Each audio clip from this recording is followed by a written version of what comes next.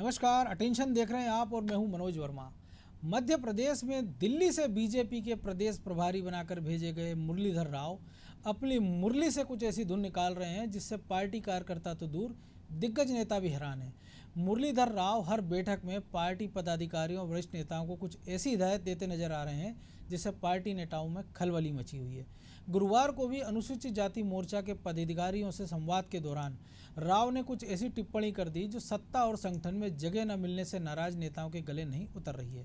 Attention में आज हम इसी पर चर्चा करेंगे, लेकिन उसके पहले देखिए हमारी ये खास रिपोर्ट।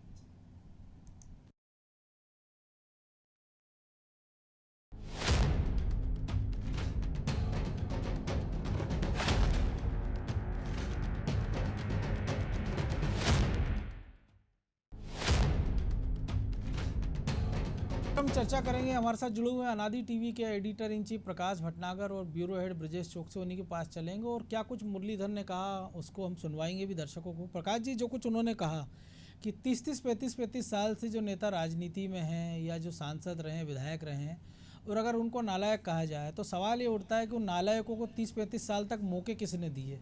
तो पहले तो उस पर एक्शन होना चाहिए, और अगर ये नालायक थे वाकई में तो जनता को इनको ढोने क्यों दिया गया, कार्यकर्ताओं को इन पर थोपा क्यों गया, सवाल ये भी है।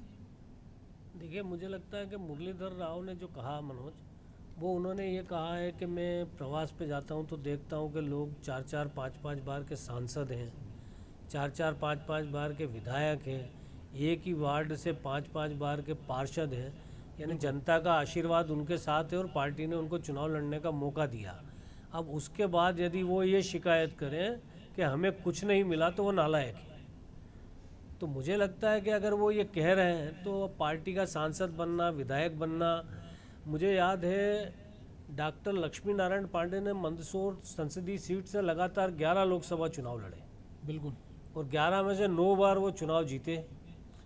अब उसके बावजूद वो कभी केंद्र सरकार में मंत्री नहीं बने। जब अटल बिहारी वाजपेयी जी की सरकार ने 2 बार अटल बिहारी वाजपेयी जी के नेतृत्व में सरकार बनी, 2 बार 1977 में बनी जनता पार्टी की सरकार में भी जनसंघ एक घटक था, लेकिन उन्होंने कभी इस चीज़ की शिकायत भी नहीं की। एक बार वो प्रदेश अध्यक्ष भी रहे भारतीय जनता पार्टी के, तो ऐसे भी लोग थे जिन्होंने कभी कोई शिकायत नहीं की, और उनकी सीनियरिटी इतनी थी कि पार्टी उनको आखिरी समय तक मतलब मौका दे रही थी। जब उनकी उम्र 75 साल हो गई थी और बीजेपी के कार्यकर्ता उकता गए थे कि अब मतलब चेहरा बदलना चाहिए, तो जब उनका टिकट कटने की भी बात आई तो ये क्राइटेरिया, अब आज की भारतीय जनता पार्टी से आप तुलना करो कि जब संसदीय बोर्ड में प्रमोद महाजन ने कहा कि डॉक्टर पांडे का टिकट काटना है, तो अटल बिहारी वाजपेयी जी ने पूछा कि भाई क्यों काटना है, कि साहब उम्र बहुत हो गई। तो बोले उम्र तो हमारी भी हो गई, हमारा भी काट दो।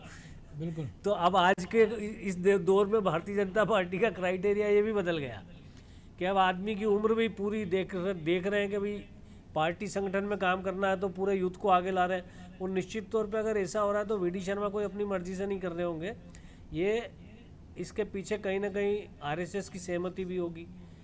पूरी भारतीय जनता पार्टी में, केवल मध्य प्रदेश नहीं, पूरे देश में बदलाव करने की कोशिश हो रही है कि नया यूथ सामने आए और पुराने लोगों का कुछ और उपयोग किया जाए। तो पार्टी को मजबूत करने का एक ये फंडा है, इसमें सफलता मिलती है नहीं मिलती है। तो मुझे लगता है कि उन्होंने जो कहा कि इतना सब मिलने के बाद भी अगर कोई शिकायत करे तो फिर वो नालायक है। लेकिन अब ऐसे नालायकों को पार्टी बदलेगी या नहीं बदलेगी, ये बड़ा सवाल है। ये इसी पर मैं चाह रहा था, क्योंकि अगर जो लोग 5 बार के सांसद हैं या 5 बार के विधायक हैं, उन्हें मंत्रिमंडल में जगह नहीं दी शिवराज सिंह चौहान ने, और वो यदि ये बात बोल रहे हैं कि उन्हें कुछ नहीं मिला, तो फिर क्या पार्टी अगले चुनाव में किसी नए को मौका देगी? ये एक बड़ा सवाल है जिसका जवाब मुरलीधर राव दे पाएंगे या नहीं दे पाएंगे, क्योंकि 2024 में चुनाव होना है। मेरे को एक किस्सा और याद आ रहा है कि नरेंद्र मोदी जो है मध्य प्रदेश के प्रभारी बन के आए थे 98 में, और वो भी मतलब कुछ इसी तरह की भाषा का इस्तेमाल करते थे, बड़े दबंग थे।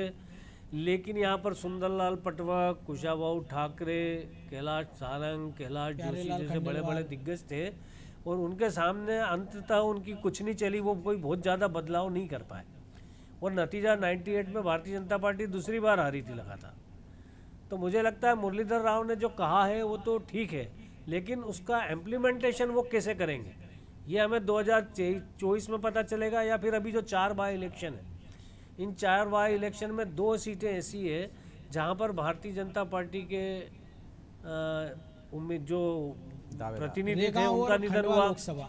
नंद कुमार सिंह चौहान और जुगल किशोर बागरी। बिल्कुल। हम नंद कुमार सिंह चौहान की जगह उनके परिवार से किसी को टिकट देते हैं, या वास्तव में किसी कार्यकर्ता को जीतने के लिए टिकट देते हैं, या ये सोचते हैं कि सहानुभूति के आधार पर इनके परिवार में किसी को टिकट देना चाहिए। ऐसे रेगांव में जुगल किशोर बागरी को पिछली बार भारतीय जनता पार्टी ने टिकट नहीं देके उनके सुपुत्र को दिया था, दिनेश बागरी को, और वो चुनाव हार गए थे। फिर दिनेश बागरी का टिकट काट के जुगल किशोर बागरी को तो टिकट दिया। जुगल किशोर बागरी मतलब ज़्यादा उम्र में भी चुनाव जीत गए थे। तो अब ये देखने वाली दिलचस्प बात होगी कि मुरलीधर राव ने जो कुछ भी कहा है उसका इम्प्लीमेंटेशन वो कैसे करा पाएंगे, ये बहुत जल्दी देखने को मिलेगा। बिल्कुल ब्रजेश जी, इम्प्लीमेंटेशन की बात है कि एक युवा टीम संघ या बीजेपी ने दे दी, बीडी शर्मा युवा अध्यक्ष, जिला अध्यक्षों के लिए क्राइटेरिया तय कर दिया गया, और जो मुरलीधर राव ने कहा है तो उसके लिए वे क्राइटेरिया तय कर दीजिए। अगर आपने 75 पार के लोगों के लिए बना दिया है कि आपने मार्गदर्शक मंडल बना दिया है, चलते मंत्रिमंडल से हमने देखा सरताज सिंह और बाबूलाल गौर की जिस प्रकार से विदाई हुई, बाद में हले अमित शाह ने उसको लेके मना कर दिया कि कोई क्राइटेरिया नहीं है, लेकिन 77 साल के येदुरप्पा भी उसकी बलि चढ़ गए। अब पार्टी क्राइटेरिया ये भी तय कर दे कि 2 बार 3 बार से ज़्यादा आपको विधायक का, सांसद का, पार्षद का टिकट नहीं दिया जाएगा, या परिवारवाद को लेके बीजेपी में पहले से ये गाइडलाइन बनी हुई है कि अगर पिता के पास टिकट है तो बेटे को नहीं मिलेगा, बेटे के पास है तो पिता पुत्र में ऐसे कॉम्बिनेशन है कि परिवार के किसी एक कोई टिकट मिलेगा, तो शायद बेहतर होगा। देखिए मनोज जी, राजनीति में ये पॉसिबल नहीं है। जो नेता कहते हैं ना कि क्राइटेरिया बनाया हमने, उम्र का वो बनाया, जो अभी भटनागर जी बता रहे थे कि लक्ष्मी नारायण पांडे को कितनी बार टिकट दिया, और बागरी जी का उदाहरण दिया कि बेटे को देकर देख लिया, हार गए, फिर उन्हीं को दिया तो जीत गए। तो लास्ट में सारी राजनीतिक दलों की कोशिशें ये रहती हैं मनोज जी कि जो जीतने वाला, सारे फार्मूले फेल हो जाते हैं। जब हम देखते हैं कि जब चुनाव के उम्मीदवारों की सूची जारी होती है तब सारे सर्वे, सारे वो चीज़ें फेल हो जाती हैं। वो सिर्फ ये देखा जाता है कि जीत कौन सकता है। यदि नंद कुमार सिंह चौहान का लड़का जीत सकता है तो नो डाउट वो उसी को टिकट देंगे, चाहे भले ही परिवारवाद का आरोप लगे, चाहे तमाम आरोप लगे। हम पहले भी देख चुके हैं, आप सेजवार के बेटे को दिया आपने, और आपने आकाश विजयवर्गीय को दिया है, तो राजनाथ सिंह के बेटे को दिया, ऐसे तमाम उदाहरण हैं जिनसे बच नहीं सकते हो आप परिवारवाद से। लेकिन उतना हावी नहीं है किसी एक ही परिवारवाद का वो चले जो कांग्रेस में चलता है। तो यहाँ क्राइटेरिया बनते जरूर हैं, लेकिन उनको बाद में इस पे देखा जाता है कि मापदंडों पे खरे उतर रहे हैं कि नहीं। 75+ का जो फार्मूला हमने मध्य प्रदेश में देखा था, वो फार्मूला आपको उत्तर प्रदेश में और पिछली मोदी कैबिनेट में देखने को नहीं मिला मनोज जी। और उसी 75+ के फार्मूले को अमित शाह ने खारिज कर दिया था कि ऐसा कोई फार्मूला नहीं बना। लेकिन जब बाबूलाल गौर को, आपने सरताज सिंह को, इन तमाम नेताओं को बाहर किया तो उसमें आपने एक फार्मूला बताया। तो कोई फार्मूला आपका लंबे समय तक चलेगा या नहीं चलेगा, टेस्ट होता है, इसके बाद आप देख लेते हो, फिर वो इसी पे आ जाते हैं। चाहे बागरी जी का मामला हो कि बेटे के बाद पिताजी को ही देना पड़ा टिकट, तो लास्ट में यही रहता है कि कौन जीत सकता है। उसके नीचे कार्यकर्ताओं का फीडबैक क्या आ रहा है, किस तरह से वो है। तो यदि जो वरिष्ठों को दरकिनार करने की बात है, भले ही उनको आप मंत्री मत बनाओ, वो कह भी रहे हों, जो पूर्व विधायक रह चुके हैं, उनको जो पहले हार चुके हैं, यदि उनकी संभावना पार्टी को डबल से लगेगी तो निश्चित तौर पर उनको टिकट देगी, फिर चाहे मुरलीधर राव की कोई सी भी मुरली ऐसी पार्टी जो काडर वाली पार्टी, हम देख रहे हैं जो बीडी शर्मा को खजुराहो में लाखों वोट से जिता देती है। हम भोपाल की बात करें, ऐसे कई सारे ऐसे उदाहरण हैं जो बाहर से आए और बड़े वोटों से जीते, और केवल उनकी लोकप्रियता नहीं, तो उनको तो क्षेत्र में कोई जानता नहीं, लेकिन पार्टी का काडर उनके लिए लग जाता है। तो फिर पार्टी क्यों चेहरों के ऊपर आश्रित रहती है?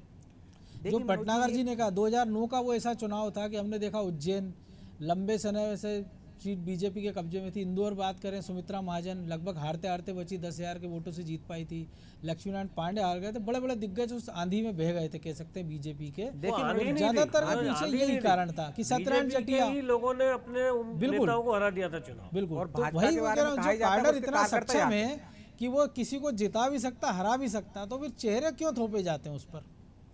देखिए मनोज जी, चेहरे का भी अपना मूल्य होता है, बिना चेहरे के नहीं। आप देखिए कि इंदिरा जी के टाइम पे आप ऐसे ऐसे लोग जीत गए। मोदी जी की जब लहर चली तो आप देखिए कि जिनके कोई वो ही नहीं था, तो आप पूरी पार्टी पे नहीं कह सकते हो कि पार्टी की वजह से जुड़ गए। जनता में एक ये देखा जाता है, चेहरा मायने रखता है निश्चित तौर पर, उस कारण आपको देते हैं। एक ये देखा है 75% आपका काडर काम कर रहा है तो 25% चेहरा काम करेगा, तो इसलिए चेहरे की जरूरत तो रहती है। यदि शिवराज जी का चेहरा है, आज नरेंद्र मोदी का चेहरा है, तो चेहरे पे तो बात हो ही रही है ना मनोज जी। बाकी जो फ्लोटिंग वोटर होता है उसको कैसे साधोगे आप? पूरा काडर आप लगाने के बाद, यदि काडर बेस पार्टी है तो फिर तो हारना नहीं चाहिए था आपको, हमेशा किसी को भी खड़ा कर दीजिए, आप जीत जाएंगे। लेकिन काडर भी तभी काम करेगा ना जब आपके पास चेहरा होगा, तो चेहरे की भी मूल्य होता है। यही वजह है कि आदमी को देना पड़ते हैं जो यदि लोकप्रिय है क्षेत्र में। काडर की पसंद का भी ध्यान रखना पड़ेगा। काडर आपका बधुआ मजदूर नहीं, पॉलिटिकल पार्टी का कार्यकर्ता किसी का मजदूर नहीं है। वो विचारधारा के साथ, खास करके केडर वाली बात जब होगी तो वो किसी विचारधारा के कारण आपके साथ जुड़ा हुआ है। तो अगर उस विचारधारा से जुड़ा हुआ है तो वो स्वाभाविक है, आपका बधुआ मजदूर तो है नहीं। बहुत सारे कार्यकर्ता हैं जो न विधायक का चुनाव लड़ते हैं, न सांसद का चुनाव लड़ते हैं, न पार्षद का चुनाव लड़ते हैं, लेकिन पार्टी के लिए काम करते रहते हैं, समय देते हैं। वो जो असली कैडर वो है जिनको मिल गया, जो लड़ रहे हैं, सत्ता तक जा रहे हैं, जनप्रतिनिधि बनने का मौका मिल रहा है, उनकी बात तो जाने दीजिए, लेकिन बड़ी संख्या उनके जो इनमें से कहीं नहीं है। तो सबसे बड़ी बात है कि असली काडर तो आपका वो है। तो अब उस काडर की पसंद को आपको ध्यान रखना पड़ेगा। वोट टिकट देते समय जनता की पसंद प्लस काडर की पसंद। जहाँ भी आप ऐसा करोगे कि अगर आपने काडर को, आप विदिशा का उदाहरण लो, पिछले चुनाव में आपने मुकेश टंडन को टिकट दिया, ठीक है, अब वो पार्टी के लोगों को पसंद नहीं था उम्मीदवार, लेकिन शिवराज जी को पसंद था, चुनाव हार गए। विदिशा गढ़, जहाँ लंबे समय बाद भारतीय जनता पार्टी आ रही होगी, ऐसे कई सारे उदाहरण आप देख सकते हो। का देख लीजिए, अर्जुन सिंह वाला पार्टी के कार्यकर्ताओं को आपको पसंद रखना पड़ेगा। अब अर्जुन सिंह के खिलाफ सरताज सिंह चुनाव लड़े, बहुत बड़ा नाम अर्जुन सिंह, और सरताज सिंह उस समय बहुत लो प्रोफाइल, लेकिन बड़ी आसानी से सरताज सिंह जीते क्योंकि कार्यकर्ता भी उनके साथ था और जनता भी उनके साथ थी। और फिर उसी जगह से रामपाल को टिकट दिया तो देख लीजिए हार गए। पसंद की आपने बात की भटनागर जी, तो एक और चीज़ है कि संघ की पसंद वीडी शर्मा। अगर पिछले थोड़ा दिन पहले जाएं तो जो कुछ उथल पुथल बची थी प्रदेश में, चाय की प्याली में कई सारी पार्टियां हुई कि वीडी शर्मा मिल रहे हैं, कई कैलाश विजयवर्गीय, कई नरोत्तम मिश्रा, ऐसे तमाम सारे लोग। इसके बाद दिल्ली से कुछ हुआ नहीं। अभी जो 5 राज्यों के प्रभारी बनाए गए, मध्य प्रदेश के किसी नेता का उसमें नाम नहीं, इकलौते सांसद उसमें जो है सांसद मंदसौर सुधीर गुप्ता को कानपुर क्षेत्र की जिम्मेदारी गई है। इसके बाद ये बयान मुरलीधर राव का, तो क्या दिल्ली से कुछ ऐसा निर्देश कि संगठन में कुछ ठीक नहीं चल रहा है जिसको दुरुस्त किया जाए, और शायद बीडी शर्मा वहाँ उस मौके पर चूके, और यही कारण है कि कल उन्होंने जो नसीहत दी कार्यकर्ताओं को, पदाधिकारियों को कि जिलों में 15 दिन प्रवास करें आप कम से कम, और आज ये नसीहत जो पुराने नेता उनको। देखिए, मध्य प्रदेश का प्रभारी महामंत्री है तो निश्चित तौर पे वो पार्टी के कार्यकर्ताओं को सीख दे सकता है, नेताओं को भी सीख दे सकता है। सवाल है कि मध्य प्रदेश में भारतीय जनता पार्टी अपने आप में एक बहुत मजबूत संगठन है। भारतीय जनता पार्टी का देश भर में विस्तार हुआ है, ये एक अलग मैटर है, लेकिन जितनी मजबूत वो मध्य प्रदेश में है उतनी संभवतः किसी दूसरे राज्य में नहीं है, ये हम बोल सकते हैं। आज भी ये पहले भी था, जनसंघ के ज़माने से मध्य प्रदेश के अंदर उनका एक विशेष आधार रहा है और बहुत मजबूती भारतीय जनता पार्टी को मिली। गुजरात भी बाद में, गुजरात में भले ही 4 बार 5 बार सरकार बन गई, लेकिन गुजरात भी बाद में आता है मध्य प्रदेश के संगठन के मामले में। तो अगर यहाँ के संगठन को भी, तो चूँकि सत्ता में जब आप रहते हो तो कई तरह की चीज़ें आपके अंदर स्वाभाविक तौर पे प्रवेश करती, जो सत्ता की बुराइयाँ होती है, जो सत्ता का चरित्र होता है। तो मुझे लगता है कि केवल उससे सचेत भर करने का काम सीनियर लीडर करते हैं। तो मुरलीधर राव ने भी वो ही किया। उसके लिए दिल्ली ने उनसे ये कहा हो कि वहाँ जाके आपको किसी को नालायक ठहराना है, तो मुझे लगता है कि ऐसा नहीं है। उन्होंने एक स्वाभाविक तरीके से अपनी बात कही है कि अगर इतना सब आपको पार्टी से मिल रहा है और उसके बाद अगर आपकी कोई शिकायत बरकरार है तो फिर आप जैसा नालायक कोई नहीं। ये केडर बेस पार्टी की बात हो रही है, केडर बेस पार्टी का नेता कह रहा है, इसलिए कह सकता है। लेकिन एक और सवाल भी है ना कि अगर मान लीजिए वो खुद भी नसीहत दे रहे हैं, और एक बार हमने देखा था कि जब अनंत कुमार प्रभारी हुआ करते थे तब उन्होंने इसी मध्य प्रदेश के मंत्रियों को कहा था कि वो अय्याश हैं, शराबखोर हैं, तब भी बड़ा बवाल मचा था। इसके बाद हालांकि कई सारे प्रभारी आए, लेकिन उतनी बेबाकी से अपनी बात नहीं रख पाए। तो एक ये भी कह सकते हैं कि मुरलीधर राव शायद उस पल्स को पकड़ने में कामयाब रहे जो विनय सहस्त्रबुद्धे नहीं पकड़ पाए थे, या जो अनंत कुमार जो काम नहीं कर पाए थे कि समय से पहले वो पार्टी को सचेत कर दिया और संकेत दे दिया, तो कार्यकर्ताओं के मन की बात कह दी उन्होंने, कह सकते हैं। देखिए, अनंत कुमार को तो जिस दिन उन्होंने कहा था कि मध्य प्रदेश सरकार के मंत्री अय्याश हैं और शराबखोर हैं, उसी दिन अपने पद से इस्तीफा दे देना था, क्योंकि अगर अब वो तो स्वर्गीय हो गए, लेकिन अगर आप प्रदेश के प्रभारी हो और आपको ये पता है कि आपके मंत्री और नेता अय्याश है, तो कम से कम उनको विदा तो कर दो मंत्रिमंडल से, या अय्याशों के हवाले मंत्रिमंडल करके छोड़ा था उनने। तो मुझे लगता है कि ऐसी कोई बात मुरलीधर राव ने तो कम से कम नहीं कही है। और अगर मुरलीधर राव भी अनंत कुमार की कैटेगरी में है तो ऐसे प्रभारी से भारतीय जनता पार्टी को कोई फर्क ही नहीं पड़ता कि फिर वहाँ पे शराबखोर और अय्याश मंत्री भी आपके बोलने के बावजूद जमे हुए थे, किसको हटाया आनंद कुमार ने? बिल्कुल। तो अगर ऐसे ही ये नालायक भी जमे रहे तो मुरलीधर राव को बोल दिया, भाषण दे दिया, छप जाएगा, हम चर्चा कर लेंगे, वह इससे ज़्यादा भारतीय जनता पार्टी पे कोई फर्क नहीं पड़ेगा। मुझे तो लगा अगर मुरलीधर राव वाकई में जी पार्टी के प्रभावी और सशक्त प्रभारी मंत्री हैं, प्रभारी संगठन मंत्री हैं, तो भारतीय जनता पार्टी पे कोई असर होगा, वरना भारतीय जनता पार्टी यहाँ तो बहुत मजबूत है। वो ऐसे मुरलीधर राव को, जैसे अनंत कुमार चले गए, ऐसे मुरलीधर राव की जगह कोई दूसरा भी आ जाएगा। नरेंद्र मोदी भी यहाँ से विदा हुए थे। बिल्कुल। तो मुझे लग रहा है कि दर्शकों को भी बड़ी एक उत्सुकता होगी कि जिस टॉपिक पे हम बात कर रहे हैं वो आखिर उन्होंने कहा था। तो पहले मुझे लगता है हम दर्शकों को ये बता दें कि एग्जैक्टली उन्होंने कहा क्या था मुरलीधर राव ने, फिर हम उसको आगे बढ़ेंगे इस चर्चा पर। पार्टी के प्रदेश अध्यक्ष से, पार्टी की ओर से प्रदेश के लोकप्रिय मुख्यमंत्री से, जिला अध्यक्षों से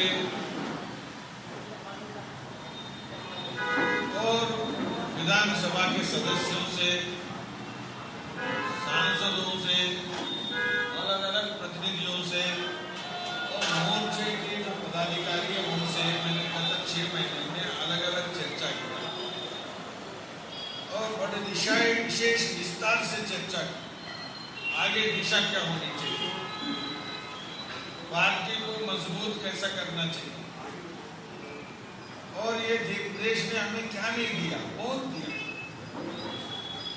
पार्टी के लिए लगातार इतने साल सत्ता में रहने का मौका दिया और मैं कई जगह प्रवास करता हूं तो कई जगह ऐसे भी है लगातार 4 बार 5 बार एमएलए भी जीत रहे हैं, कई जगह एमपी जीत रहे हैं, कई जगह अरे 25 वर्ष से 30 वर्ष से लगातार, और कई जगह छोटे जगह पर पार्षद है 5-6 बार लगातार। तो इस प्रदेश में जनता की ओर से आपको इतना वरदान कि मौका नहीं मिला, मौका नहीं मिला, मौका नहीं मिला, ये रोने के लिए कोई जगह नहीं है। इसके बाद भी आपको मौका नहीं मिला, अगर कोई दे तो फिर उधर नालायक आदमी है, इसको तो कुछ नहीं मिलना चाहिए। तो एक चीज़ उन्होंने खास तौर से कही ब्रजेश जी कि उन्होंने मुख्यमंत्रियों से बात की, मुख्यमंत्री से, प्रदेश अध्यक्ष, सांसद, विधायकों से बात की, लगभग 6 महीने पल्स टटोली, तब इस निष्कर्ष पर पहुंचे। और जो शुरुआत में भटनागर जी ने कहा था कि 23 में उपचुनाव में या 24 में अगर मुरलीधर का कहा हुआ पार्टी उस पर लागू नहीं करती है या ऐसे लोगों पर नकेल नहीं कसती तो इसका कहना कोई मतलब रहेगा नहीं। भाजपा की जो कार्य पद्धति है वो इसी तरह की है। मुरलीधर राव ने कोई बड़ा काम नहीं किया कि उन्होंने इतने लोगों से बात की। हर प्रभारी, हर प्रदेश अध्यक्ष फीडबैक लेता है अपने कार्यकर्ताओं से, जो बैठकें होती हैं फीडबैक के माध्यम से आता है। हम देखते हैं कि भाजपा है जब आपको पार्षद का भी उम्मीदवार बनाती है तो वार्ड से 3 सदस्यीय नाम आते हैं, 3 लोगों के नाम आते हैं, फिर जिले में आते हैं, जिले से आपके प्रदेश में आते हैं, तब तय करती है। एक पूरा कार्य करने की उनकी एक शैली है। तो यदि राव ने 10 लोगों से पूछा तो वो सही कह रहे हैं कि आपको इतने साल से प्रदेश की जनता ने ये दिया है तो वो आपको चाहती है और आपको पार्टी भी मौका दे रही है। पार्टी ने यदि आपको मौका दिया है, इसके बावजूद भी हम देखते हैं कि यदि जैसे प्रदेश पदाधिकारियों की टीम गठित हुई है तो किसी विधायक को नहीं लिया, तो विधायक भी है, इसके बावजूद सांसद है, वो चाहता है कि मैं प्रदेश पदाधिकारी बन जाऊं, तो उनके लिए संकेत है कि कितना सब कुछ आपको दिया है पार्टी ने और जनता ने, इसके बावजूद भी आप कह रहे हो तो आप जैसा नालायक कोई नहीं और आपको कुछ नहीं मिलना चाहिए फिर। तो निश्चित तौर पर ये कहा है तो एक सीख है उन लोगों के लिए जो प्रेशर बना रहे हैं कि हमें ये पद चाहिए, हमें निगम मंडल में जाना है, तो उनके लिए संकेत है मनोज जी। मैं जहाँ तक समझ रहा हूँ कि आप बस, आपको बहुत कुछ दे दिया है, अब दूसरों को भी मौका दीजिए, आप उसके लिए वो मत कीजिए। यदि आप ऐसा प्रेशर बनाएंगे तो आगे आपको कोई मौका नहीं दिया जाना चाहिए। प्रकाश जी, इतनी सी बात है कि प्रेशर है, मौका नहीं दिया चाहिए, लेकिन एक अगली बार हम देखें कि जब ये टिकट बटे, खासतौर से खंडवा को लेके जो घमासान है, तो उसमें ये प्रभाव हमको दिखेगा। और अगली बार जब टिकट वितरण हो उसके पहले हो सकता है सार्वजनिक रूप से एक नसीहत नाम लेकर दे दी जाए तो ज़्यादा बेहतर हो। और अगर वही कार्यकर्ता जिसको आप नसीहत दे रहे हैं, लेकिन अगर वो ये देखेगा कि दूसरी पार्टी से आए आदमी को आप अगर मंत्रिमंडल में स्थान दे रहे हैं या मान लीजिए कमिटेड था उसके साथ, लेकिन आप उसको किसी निगम मंडल में एडजस्ट कर रहे हैं, तो कहीं ना कहीं उसका विरोध भी जायज़ है, उसकी नाराज़गी भी जायज़ है। लेकिन अगर आप दूसरी पार्टी कौन है, दूसरी पार्टी से आया, किस कारण से आया और उसका महत्व क्या है, ये तो आपको देखना पड़ेगा। अभी हाल जो लोग कांग्रेस से आए हैं उन्होंने आपकी सरकार बनवाई है और ये आपका कमिटमेंट था, तो ये तो शिकायत की कोई बात ही नहीं है। कांग्रेस से जो लोग आए उनके कारण आपकी सरकार है, इसलिए 14 जो कांग्रेस से लोग आए वो आपकी सरकार में मंत्री हैं। कुछ लोगों को आप निगम मंडल में एडजस्ट करोगे जो हैं, वो नहीं तो होते तो ये बात विधायक ही है, नहीं प्लस ज्योतिरादित्य सिंधिया के जो समर्थक है 60 लोगों को आपने पार्टी की उस समिति में लिया, कार्य समिति में लिया है, तो वो आपको लेना ही है, क्योंकि अब वो भारतीय जनता पार्टी के सदस्य हो गए। बिल्कुल। और यहाँ पर वो आए हैं अपनी पार्टी छोड़ के जहाँ पे उनका असर था, तो यहाँ भी उनकी अपेक्षा होगी। तो इसमें भारतीय जनता पार्टी के कार्यकर्ताओं के लिए शिकायत करने का कुछ नहीं है। हाँ, ये जरूर है कि वो जो लोग आए हैं वो पार्टी के संस्कारों में दक्ष हो जाए, तो ये काम तो जिम्मेदारी भारतीय जनता पार्टी की है, जो बहुत अच्छे से प्रशिक्षण देना जानती है अपने कार्यकर्ताओं को। तो अब कांग्रेस से जो लमसम लोग आए हैं उनको भी वो प्रशिक्षण देगी, लेकिन जो भारतीय जनता पार्टी का मूल कैडर है वो कम से कम ये शिकायत नहीं कर सकता आज की तारीख में। तो मूल कैडर शिकायत नहीं करेगा तो फिर ये जो नसीहत है ये तो उसी कैडर के लिए है। हाँ, निश्चित तौर पे उसी के लिए है। अगर शिकायत कर रहा है तो ये उसी कैडर के लिए है, लेकिन मेरा ये कहना है कि उसे शिकायत नहीं करना चाहिए, क्योंकि आपको वास्तविकता पता है। और मनोज जी, आज अगर आपको सरकार में नहीं रहना हो तो आपको पार्टी पे दबाव डालना था कि आप इस तरह से सरकार मत बनाओ, तो ये भी कार्यकर्ता कर सकता था। लेकिन अगर उस कार्यकर्ता ने नहीं किया और वो सरकार बनने पे खुश है तो फिर उसका ये विरोध बेकार है, कि उसे ये विरोध भी नहीं करना चाहिए। कि जो कांग्रेस के लोगों को, अरे कांग्रेस को लोगों को तो इसलिए मौका दिया कि आपको विपक्ष से उठा के उन्होंने सत्ता में बिठा दिया। और यदि वो तो नहीं अब ये आते मान तो लिया आप जाए कि मंत्री इस बनने नसीहत की के मांग कर बाद सकते थे अगर ना, निगम मंडल में इस जाने की नसीहत मांग के कर बाद अगर भविष्य में मंत्रिमंडल विस्तार होता है इन 2 सालों के अंदर कभी, तो जो कुछ मुरलीधर ने कहा है उसकी छाप उसमें दिखाई देगी। और जो असंतुष्ट हैं, शायद जो ट्विटर से नाराज़गी दिखा रहे हैं उन पर कुछ लगाम लगेगी, क्योंकि उनको भी एक चिंता ये होगी कि अगली बार टिकट मिलेगा कि नहीं मिलेगा। बड़ा सवाल ये जिस तरफ इशारा कर रहे हैं वो तो पिछली बार भी चुनाव लड़ने को राजी नहीं थे। अजय बिश्नोई ने तो टिकट लेने से भी मना किया था, पार्टी ने टिकट दिया। ऐसा बीजेपी में होता है। तो सर्वे में चूंकि वो चुनाव लड़ने में अनिच्छा जाहिर की थी उन्होंने, लेकिन पार्टी ने उनको टिकट दिया, जीत गए। अब जीत गए, मंत्रिमंडल में नहीं है, तो मंत्रिमंडल में नहीं होने के कारण वो जो कुछ भी आक्रोश, उन्होंने भी मान लिया शायद कि उनका हो गया चुनाव आखिरी, क्योंकि भारतीय जनता पार्टी में इतनी निश्चिंतता के साथ में लगातार विरोध में बोलना, यानी मतलब अपने पाँव पे कुल्हाड़ी मारना। और ये तो भटनागर अजय जी विश्नोई बहुत अच्छे से जानते पहले व्यक्ति नहीं है ना। रघुनंदन शर्मा को देख लीजिए आप, बाबूलाल गौर आखिरी तक जिन्होंने विरोध करते रहे। हाँ, और फिर दूसरी बात यह कि ये भी तो दोनों सरकार से बातें, इन्हें चुनाव भी सार्वजनिक लड़ा, विरोध की कांग्रेस बात में अलग है, जाकर। पार्टी के अंदर विरोध करने की बात अलग है। अब चूंकि अजय बिश्नोई सार्वजनिक विरोध कर रहे हैं, रघुनंदन शर्मा ने सार्वजनिक विरोध किया, तो एक बार के बाद दोबारा राज्यसभा नहीं गए। और शायद नारायण त्रिपाठी को पार्टी गंभीरता से नहीं ले रही, क्योंकि समाजवादी, नारायण कांग्रेस, त्रिपाठी तो बीजेपी जाएंगे। अगला ठोर भारतीय कहाँ जनता है? पार्टी, ये भारतीय जनता पार्टी को पता है कि अगली बार वो भारतीय जनता पार्टी के टिकट पे नहीं लड़ेंगे, या भारतीय जनता पार्टी उन्हें टिकट नहीं देगी। तो बड़ी बात यही है। और इस नसीहत को किस प्रकार से इम्प्लीमेंट होता है इस पर सबकी नज़र होगी। बहरहाल हमारी नज़र घड़ी पे, और घड़ी ये कह रही है कि समय पूर्ण हो चुका है, इसलिए इस चर्चा को ही विराम देना होगा। तो निश्चित तौर पर जो प्रदेश प्रभारी के रूप में मुरलीधर राव ने जो कुछ कहा है वो बीजेपी के लिए एक बड़ी नसीहत है, एक बड़ा सबक है।